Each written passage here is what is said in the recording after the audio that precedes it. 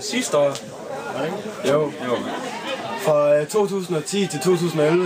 Det var et fedt år. Det var et mega fedt år. Roommate, blå hus.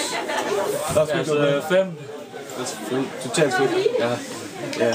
Martin, hvad laver du nu? Vil du ikke fortælle det? Jo, jeg går i 10. Jørgen. Ja. Hvad er dig? Jamen, jeg går på den jyske håndværkerskole i Hadsten, inden for tømmerlinjen. Og det var bare pisse fedt at gik her og gå her, fordi der kunne man simpelthen få så meget erfaring med, hvad man har lyst til, og det var bare pisse fedt jo. Ja. Ja, du har en kommentar til dig? 0506 0607. Jeg gik 0506. Og jeg er faglært landmand i dag. Jeg er uddannet social- og sundhedshjælper.